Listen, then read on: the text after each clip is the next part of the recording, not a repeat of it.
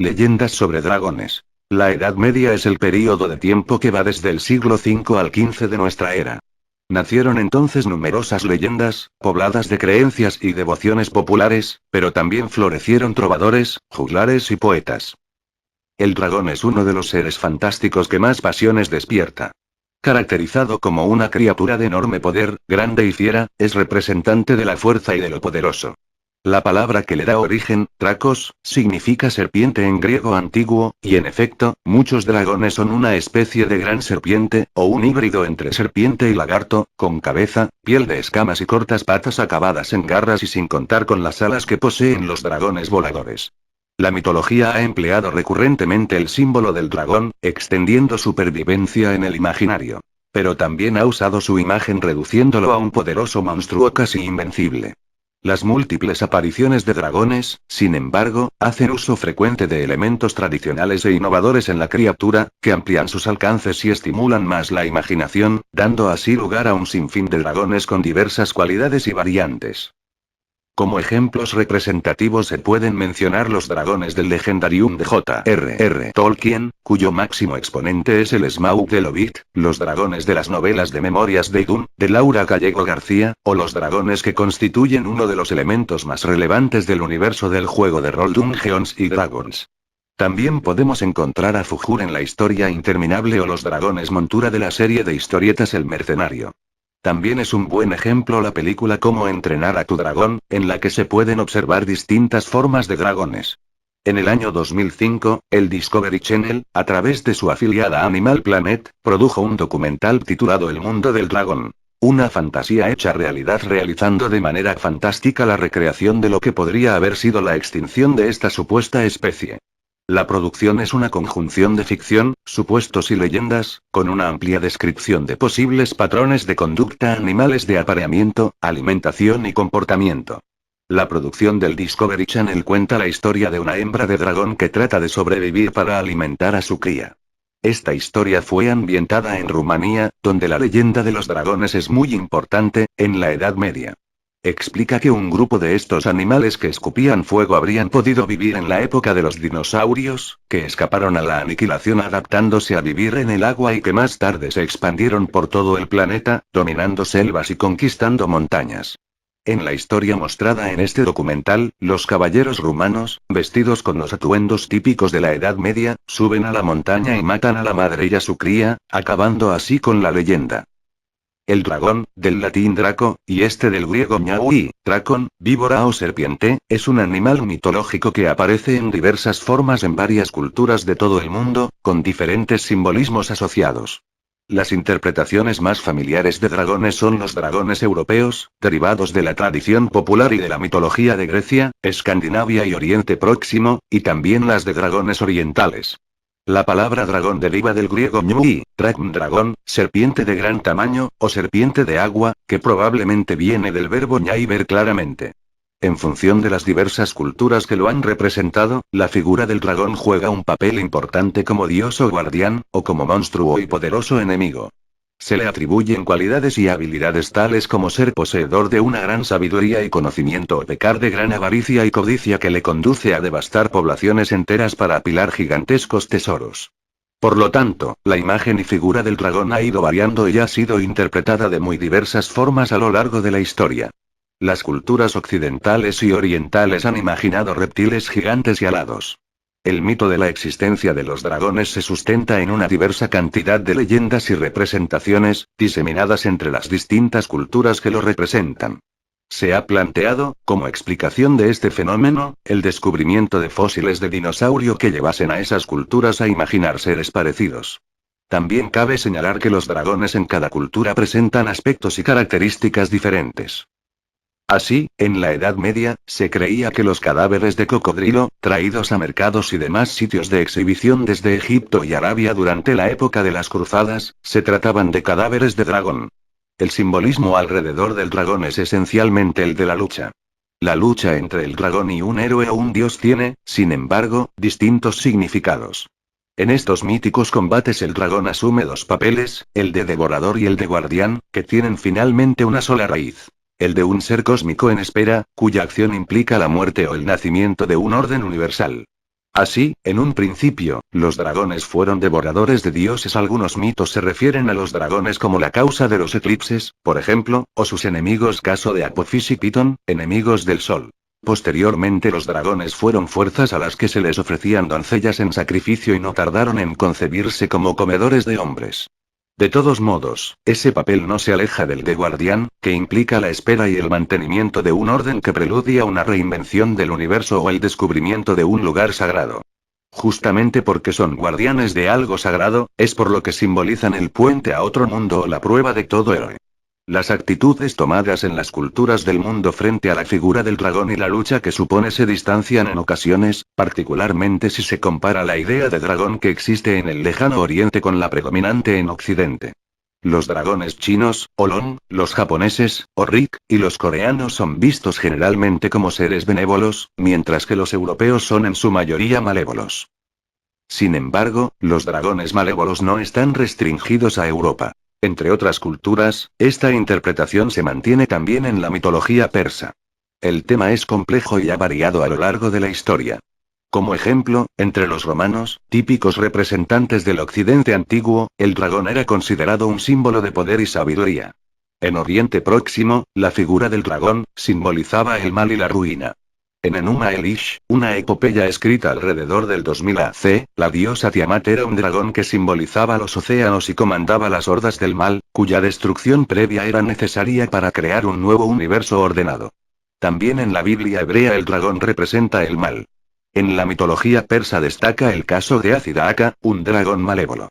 En Rumanía, se habla del dragón Getafe, que tenía cabeza de lobo y cola de serpiente. Esta imagen era empleada en la guerra ya que en la bandera de Dacia aparece un dragón. En muchas culturas orientales los dragones eran, y en algunos cultos son todavía, reverenciados como representantes de las fuerzas primitivas de la naturaleza y el universo. En Oriente, el dragón siempre se ha considerado una criatura benéfica y un símbolo de buena fortuna. A diferencia de sus congéneres occidentales, los dragones orientales no escupen fuego ni tienen alas, aunque normalmente pueden volar gracias a la magia. Un dragón típico de Oriente tiene cuernos de ciervo, cabeza de caballo, cuello de serpiente, garras de águilas, orejas de toro y bigotes largos como los de los gatos. En las leyendas chinas hay dragones que vigilan los cielos, dragones que traen la lluvia, y dragones que controlan los ríos y arroyos. En Japón, donde se los tiene por seres sabios, amables y siempre dispuestos a ayudar, los dragones han sido, durante siglos, el emblema oficial de la familia imperial. Los dragones chinos y japoneses simbolizan el poder espiritual supremo, el poder terrenal y celestial, el conocimiento y la fuerza, y por lo tanto son benévolos. El dragón es la insignia más antigua del arte de estos países. Proporcionan salud y buena suerte y viven en el agua. Según las antiguas creencias chinas, traen la lluvia para la recolección. Es por eso que el dragón se convirtió en el símbolo imperial de ese país. En el Himalaya representan la buena suerte. Corea también tiene sus dragones, de similar carácter positivo. Pero las tribus nórdicas de Europa asociaban su folclore con varios aspectos terroríficos del dragón. La mitología germana incluye al dragón, Nidhoggnir, entre las fuerzas del inframundo. Se alimenta de las raíces de Yggdrasil, el fresno sagrado que extiende sus raíces a través de todos los mundos. Los antiguos escandinavos, los vikingos, adornaban las proas de sus naves esculpiéndolas en forma de dragón. Usaban esta decoración en la creencia de que así asustarían a los espíritus, Landvættir, que vigilaban las costas a las que llegaban. También los dragones aparecen en poemas germanos. En Beowulf, un poema épico anglosajón, el más antiguo que se conserva y en el que se basó Tolkien para algunas de sus obras. Un hombre llamado Beowulf, que había librado a su pueblo de un monstruo mitad hombre y mitad diablo, luego, ya convertido en el rey, lucha contra un dragón, disputa en la que ambos mueren. En el Cantar de los Nibelungos, un poema épico medieval anónimo, Sigfrido mata a un dragón, llamado Fafnir, y al ungirse con su sangre se hace inmune a todo mal. Para los celtas, el dragón era una divinidad de los bosques, cuya fuerza podía ser controlada y utilizada por los magos. Entre los conquistadores celtas de Britania fue símbolo de soberanía, y durante la ocupación romana de la isla adornó los estandartes de guerra, convirtiéndose en un símbolo heráldico y luego militar. Entre los romanos el dragón era considerado un símbolo de poder y sabiduría. Para la mitología eslava, el dragón era una de las formas que adoptaba el dios Veles, señor del mundo subterráneo, adversario de Perún, dios del trueno. Los cristianos heredaron la idea hebrea del dragón, que aparece en el Apocalipsis, del apóstol Juan, y en otras tradiciones posteriores. En el arte cristiano del medievo simboliza el pecado y al aparecer bajo los pies de los santos y mártires representa el triunfo de la fe y los reinos cristianos sobre el diablo. La leyenda de San Jorge y el dragón muestra claramente este significado. En el simbolismo medieval la idea de lucha contra dragones sirvió para fortalecer la motivación de los reinos cristianos. Se presentaban a menudo también como representaciones de la apostasía, la herejía y la traición, pero también de cólera y envidia, y presagiaban grandes calamidades. Varias veces significaban la decadencia y la opresión, aunque sirvieron también como símbolos para la independencia, el liderazgo y la fuerza. Los colores a menudo determinaron el simbolismo que un dragón tenía. En la pauta del viaje del héroe, los dragones representaron el obstáculo o el temor, y el paso necesario para volver al hogar, y como muchos dragones se presentan también como la encarnación de la sabiduría. En esas tradiciones matar a uno de ellos no solo daba acceso a sus riquezas, sino también significaba que el caballero había vencido a la más astuta de las criaturas. Otra faceta del dragón, en la mitología clásica de la época caballeresca, es el dragón como guardián que custodia o secuestra princesas en sus castillos. En el occidente de la actualidad es casi siempre concebido como una criatura malvada, poderosa y cruel, estereotipo extraído tanto de las antiguas leyendas como de las más modernas películas. La mayoría de los autores llaman serpientes a los dragones mesoamericanos, pero ya que etimológicamente la palabra dragón significa serpiente, entonces tomaremos el término coatl como dragón en el caso de los seres mitológicos mencionados, en lugar del significado literal serpiente para diferenciarlos de las serpientes y víboras, las que tienen sus propios significados. En la Mesoamérica prehispánica existe una gran tradición de veneración a la serpiente como animal sagrado. Gracias al intercambio cultural debido en gran medida a las constantes guerras de conquista de algunos imperios mesoamericanos y el intercambio comercial de otros tantos, no era de sorprenderse que muchos pueblos compartieran no solo creencias, sino que los dioses extranjeros súbitamente formarán parte integral de un panteón dado. De esta manera las criaturas mitológicas también eran absorbidas por la gente e incluidas en el folclore y religiones de dichas naciones. Las serpientes mesoamericanas a menudo son acompañantes de dioses a quienes asisten en sus deberes. Tal es el caso del dios tutelar de los Tenochcas, Huitzilopochtli, a quien un dragón de fuego asiste como arma. Algunos dioses responsables de la lluvia, excepto Tlaloc, montan serpientes de viento mientras lanzan dardos y flechas a las nubes ocasionando la lluvia. Algunas características casi siempre presentes en las serpientes mesoamericanas son: cuerpo serpentino o de serpiente, plumas, en tocado o como símbolo de divinidad, o capacidad de volar. Si bien los nahuas son un grupo étnico, su cultura influenció a los pueblos adyacentes, particularmente a los que adoptaron su lengua, como los chichimecas que se asentaron en el valle y se convirtieron más tarde en mexicas. Pero estas categorías de dragones eran reconocidas por la mayoría de las culturas nativas del Valle de México. Decían los antiguos nahuas que el dragón de viento, Hécatl, barría con su aliento la tierra, preparándola para recibir el regalo del agua divina. De esta manera se explicaban el viento que sopla anunciando la inminente lluvia. Las mazacoatl, o serpientes venado, son un tipo de serpientes viciosas, mitad venado mitad serpiente, y es un ser que disfruta al seducir a los mortales para después devorarlos. Desempeña un papel similar al de las sirenas o las arpías de la mitología griega.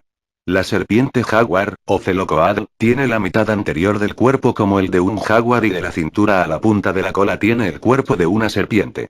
Esta simboliza la tierra, jaguar, y el agua, serpiente, en relación dependiente la una de la otra. La traducción literal utilizada de serpiente emplumada ha ido cambiando conforme a nuevos hallazgos e interpretaciones de las culturas nahuas. El término quetzalli, en el caso de Quetzalcóatl, significa precioso debido al plumaje reluciente del dragón.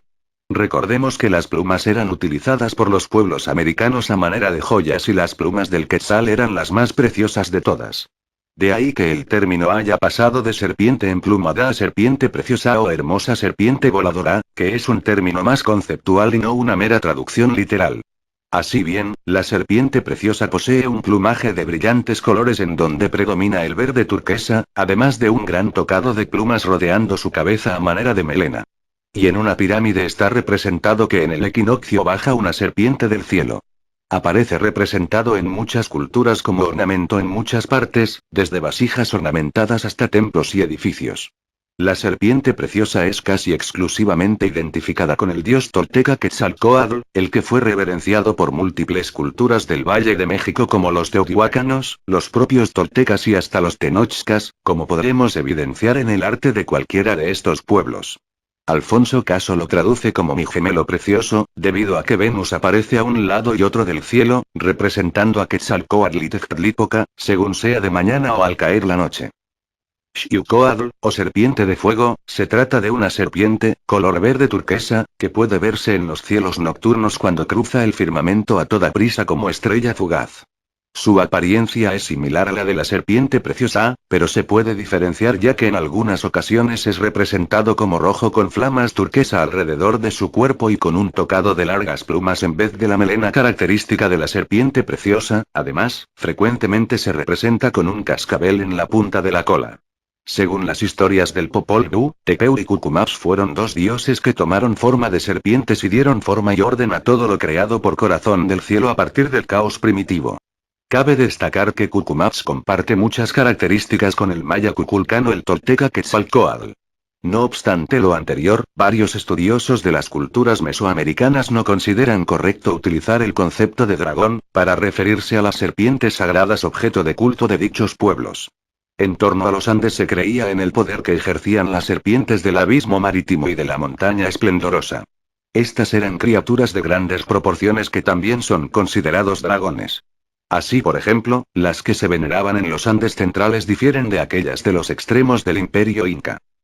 Las bestias de la mayor parte de Sudamérica estaban ampliamente relacionadas con enormes serpientes que se remontaban con los orígenes de la humanidad, coincidiendo con otras regiones del planeta. Pero, a diferencia del Viejo Mundo, estos dragones no presentan unicidad ni en sus características predominantes ni en sus actitudes, aun siendo de aspectos semejantes. De hecho, tales dragones mantenían una historia de conflictos entre sí que se remonta al primitivo pasado de las culturas americanas. La leyenda de Tenten y Caicaíbilu refleja esto, al enfrentarse ambas serpientes, mar y tierra, por el futuro del pueblo mapuche. Los muiscas, pueblo indígena de Colombia, creían en Chiminigagua, dios creador en forma de serpiente de fuego bajo a la sagrada laguna de Iguaque, y creó a los padres de la humanidad, Bachue y su joven acompañante, vivieron y tuvieron hijos, que después de un tiempo los dejarían hasta convertirse en dos serpientes acuáticas para vigilar a su pueblo, dentro de la laguna de Iguaque. Tiempo después el primer zaque de la sabana de Bogotá, hijo de Sue o el sol, o de Chía, la luna o deidad maligna, era un hombre en forma de dragón de color verde. Los dragones de Europa arrojaban fuego, envenenaban las aguas y raptaban doncellas. O esto era lo que se decía de ellos para que se les considerara un enemigo común con el que todos desearan acabar. Se les culpaba de plagas y de épocas de carestía de alimentos, ya que no solo podían atacar físicamente, sino que dominaban los secretos de la magia con la que podían maldecir o hechizar sin que la gente lo notara. Ya fueran europeos o asiáticos, todos los cronistas coinciden en afirmar que los dragones eran tan antiguos como el propio mundo, criaturas que surgieron de las mismas entrañas del caos con el nacimiento de la tierra y el cielo. Su imagen cambia según las épocas y el lugar, pero suelen tener unas características generales en común. Una bestia serpentina con una piel de escamas que actuaba como la mejor de las armaduras. De hecho, cada vez que un ejemplar era muerto, se entraba en la disputa de quién se quedaría con la piel para usarla como armadura o escudo impenetrables. También tenían unas armas mortíferas, como eran su aliento, ya fuera en forma de fuego o de aire helado, sus garras y su misma sangre, que resultaba un ácido muy potente al contacto con los seres humanos. También se les relacionaba con una vista sobrenaturalmente aguda, e incluso nos encontramos con relatos antiguos en los que la misma mirada del dragón era capaz de fulminar a sus adversarios. Muchas veces encontramos figuras de dragones en los emblemas de distintos ejércitos. Era una creencia extendida la de que el animal que acompañaba en la batalla prestaba su fuerza a los hombres que luchaban en ella, y esta es sin duda la razón por la que esa imagen es tan común. Los soldados persas iban a la guerra llevando delante de sus ejércitos grandes figuras de dragones con las que pretendían espantar a sus enemigos. Los romanos ya pintaban dragones en sus estandartes y los guerreros de las tierras escandinavas, antiguamente tenían como costumbre adornar las proas de sus barcos, a los que llamaban dracar, con cabezas de dragones, que les prestarían su fuerza en caso de combate. Sin embargo, a pesar de las buenas relaciones que con estos seres se daban en algunas tierras, sobre todo en Oriente, donde aún se celebran muchas fiestas con la exhibición de dragones, la realidad más extendida fue de una oposición entre la especie de los dragones y la humana. Los hombres que mataban a un dragón se convertían en héroes. Incluso en santos, y los hombres olvidaron las ocasiones en las que los dragones habían estado de su lado. Asimismo, los dragones se volvieron más fieros y hubo enfrentamientos crueles. Dejaron de batallar conjuntamente, y al final los dragones acabaron convirtiéndose en lo que hoy son, un mito fantástico, una leyenda del pasado. Tal vez, inteligentes y sabios como habían sido siempre, fueron ellos mismos los que optaron por permanecer ocultos, por refugiarse en nuestro olvido, quizás hartos de que los hombres acabaran una y otra vez enzarzados en las mismas batallas de siempre, eternas y repetidas. Y allí, relegados al mismo olvido que tantos otros seres mágicos, contactaron con esos otros seres. Gnomos, hadas, poderosos magos a quienes, si lograban hacerse dignos de su admiración, a veces servían. Incluso amazonas sin miedo llegaron a cabalgar sobre sus lomo, por los aires. Smokwawelski, también conocido como el dragón de Wawel o simplemente de Wawel Dragón, es un famoso dragón del folclore polaco.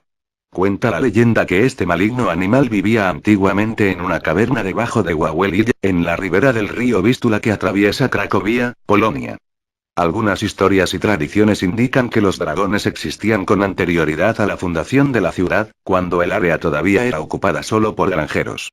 Las catedrales de Wawel y de Cracovia se encuentran construidas sobre Wawel. Allí ostentan estatuas de Smokwawelski y una placa conmemorativa del héroe Krakus, el príncipe polaco fundador de la ciudad.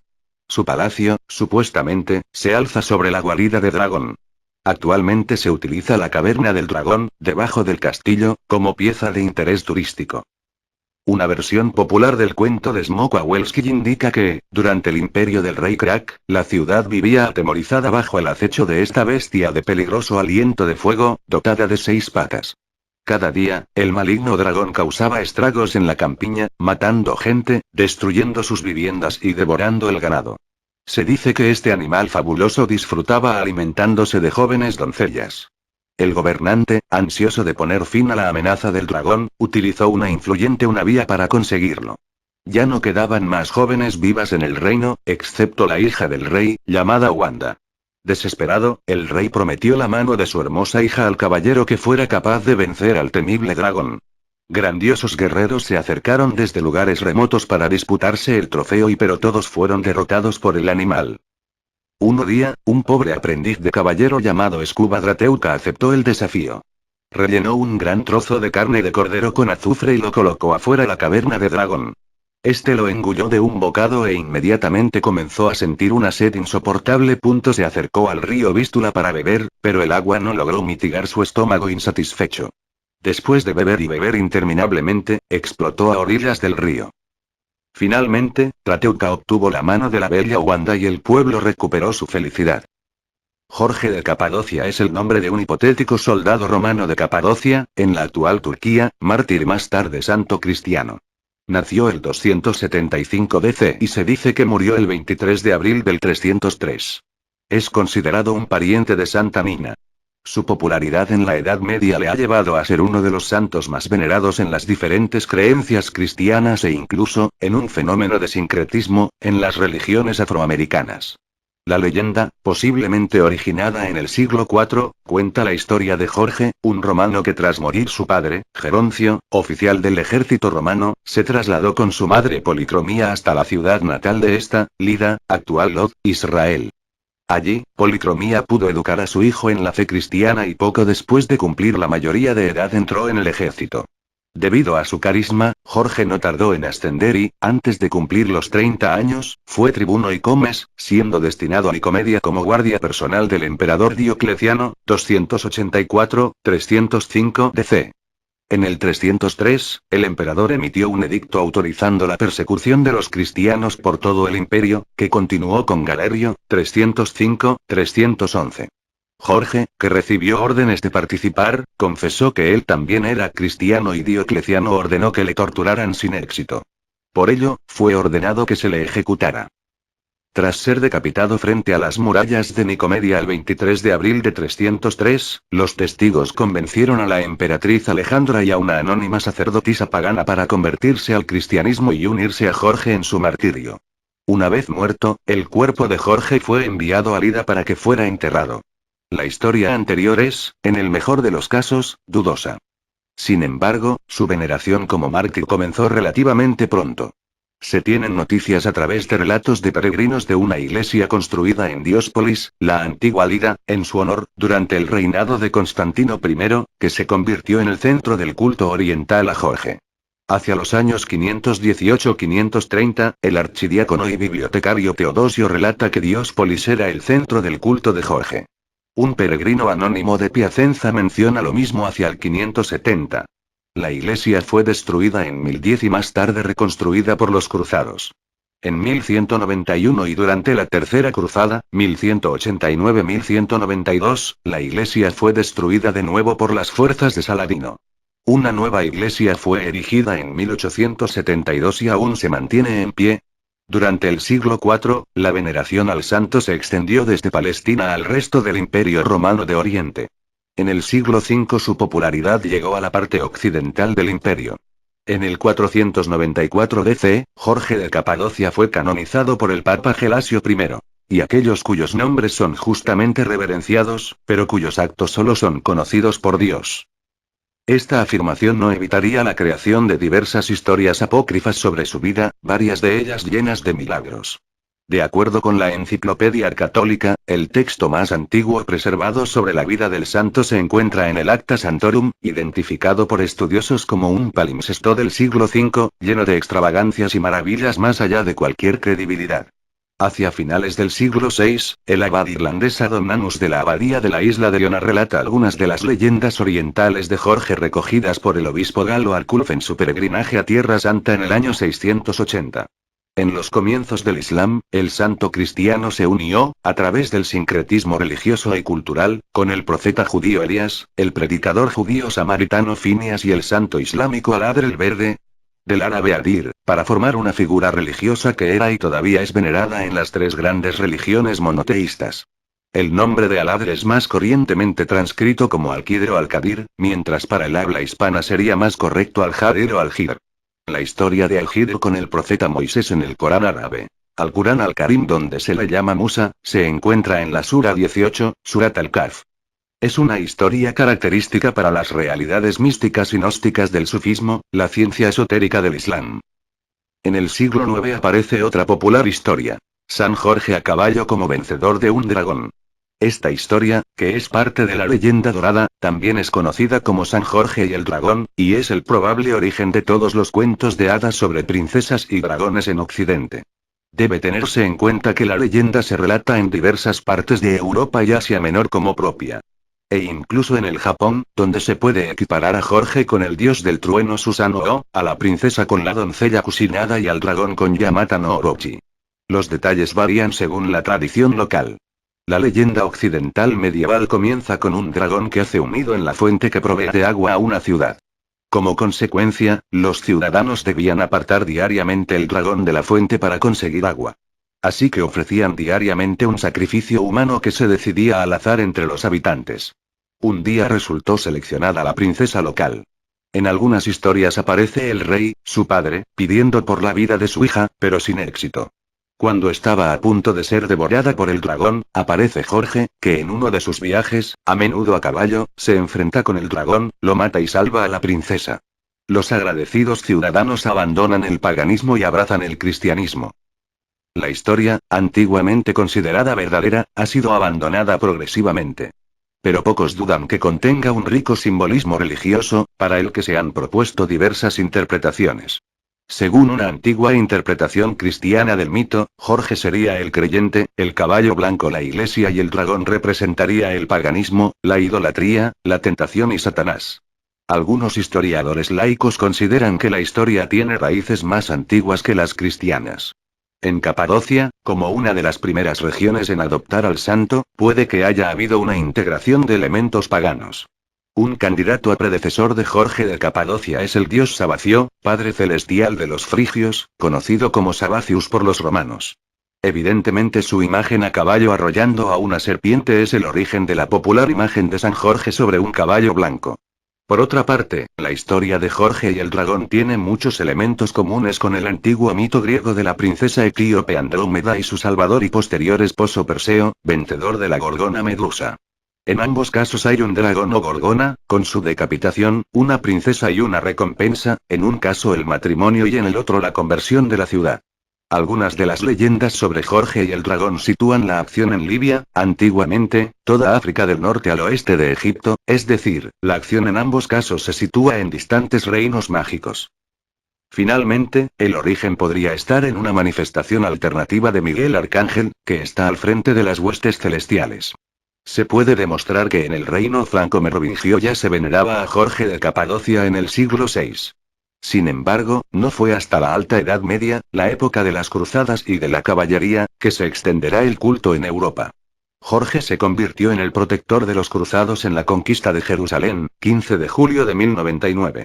Como Miles Christi, es decir, soldado de Cristo, se convirtió en patrón de los caballeros y soldados, y en protector de algunas órdenes religiosas militares, como la Orden Teutónica, siglo XII, o los Templarios.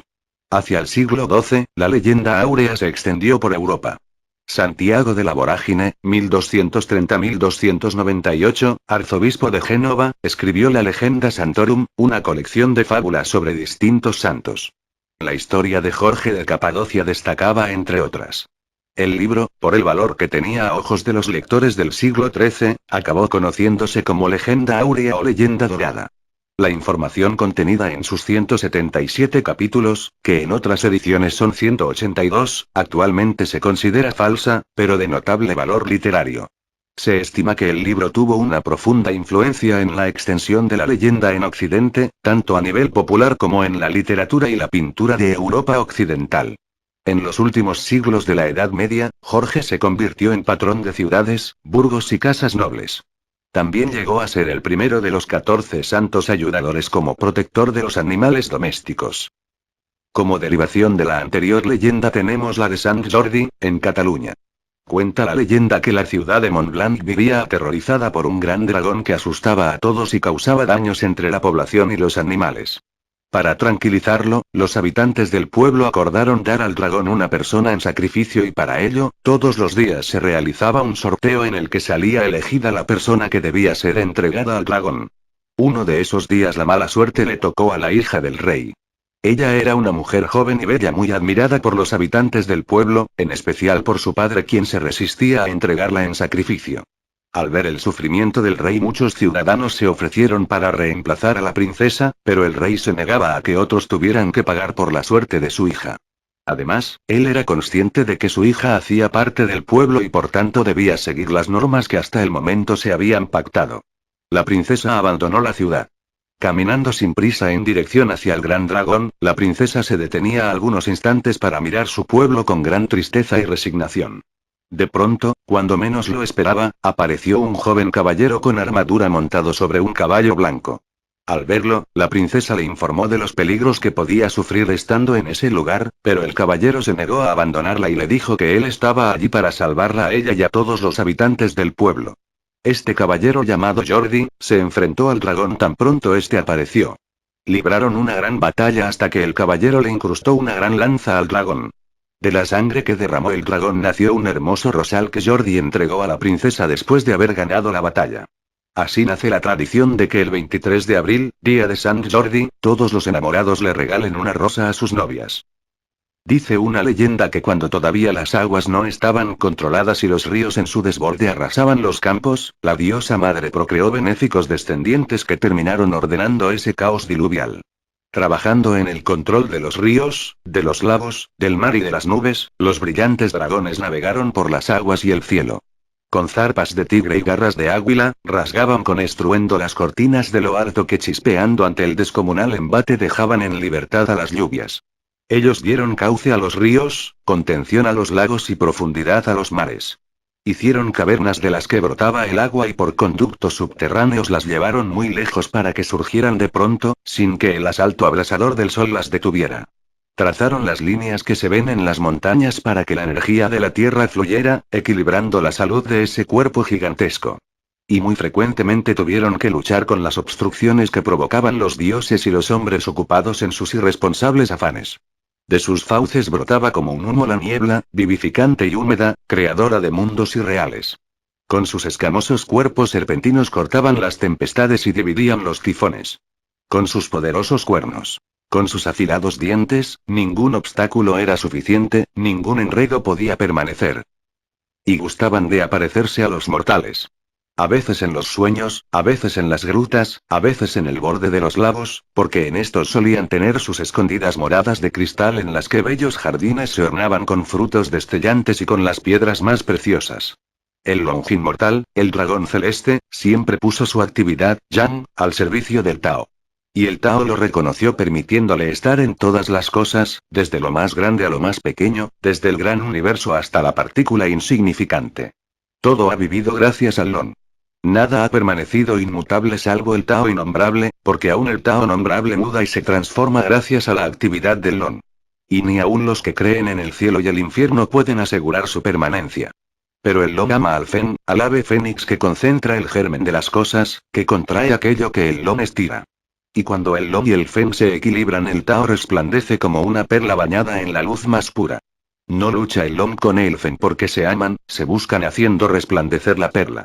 Por ello, el sabio arregla su vida conforme al equilibrio entre el dragón y el fénix, que son las imágenes de los sagrados principios del Yang y el Yin. El sabio se emplaza en el lugar vacío buscando el equilibrio. El sabio comprende que la no acción genera la acción y que la acción genera la no acción. Que el corazón de los vivientes y las aguas del mar, que el día y la noche, que el invierno y el verano, se suceden en el ritmo que para ellos marca el Tao. Al fin de esta edad, cuando el universo haya llegado a su gran estiramiento, volverá a contraerse como piedra que cae. Todo, hasta el tiempo, se invertirá volviendo al principio. El dragón y el fénix se reencontrarán. El Yang y el Yin se compenetrarán, y será tan grande su atracción que absorberán todo en el germen vacío del Tao. El cielo es alto, la tierra es baja. Con esto están determinados lo creativo y lo receptivo, y con esto se revelan los cambios y las transformaciones. Pero nadie puede saber realmente cómo han sido ni cómo serán las cosas, y si alguien lo supiera no podría explicarlo. El que sabe que no sabe es el más grande. El que pretende que sabe pero no sabe, tiene la mente enferma. El que reconoce la mente enferma como que está enferma, no tiene la mente enferma. El sabio no tiene la mente enferma porque reconoce a la mente enferma como la mente enferma.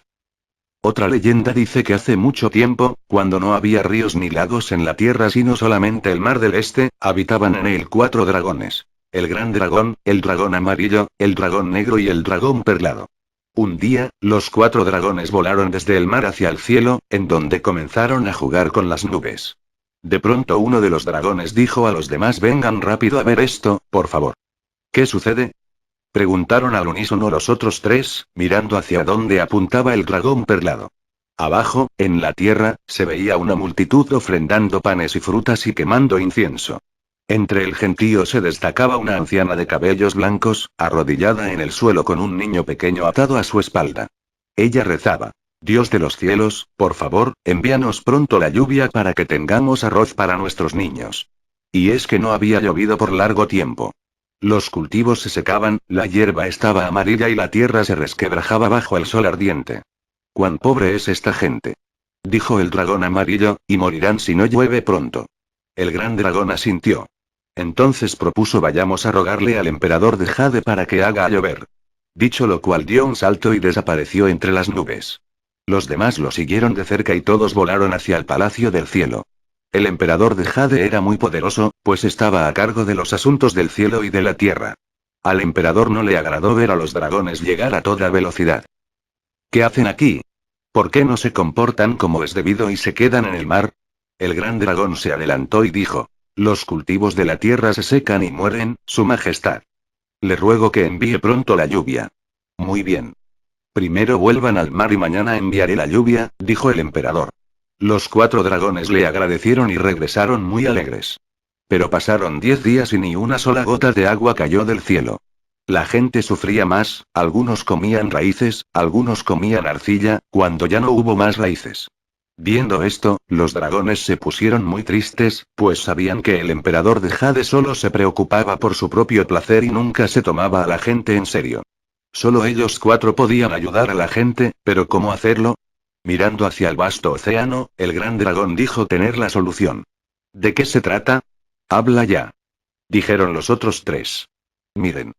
¿No hay muchísima agua en el mar en donde vivimos? Podríamos tomarla y arrojarla hacia el cielo, entonces caería como si fuera lluvia y se salvarían la gente y sus cultivos, dijo el gran dragón. Buena idea. Dijeron los demás aplaudiendo. Pero, advirtió el gran dragón, si el emperador se entera nos castigará. Haría cualquier cosa con tal de ayudar a la gente, dijo el dragón amarillo. Entonces comencemos. De seguro no nos arrepentiremos, dijo el gran dragón.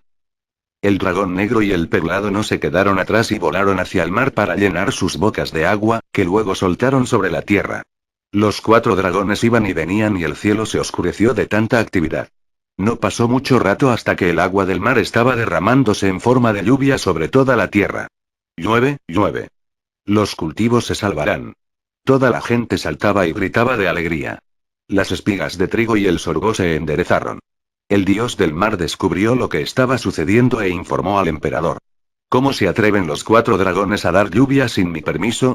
El emperador de Jade estaba furioso y ordenó a las tropas del cielo que apresaran a los dragones.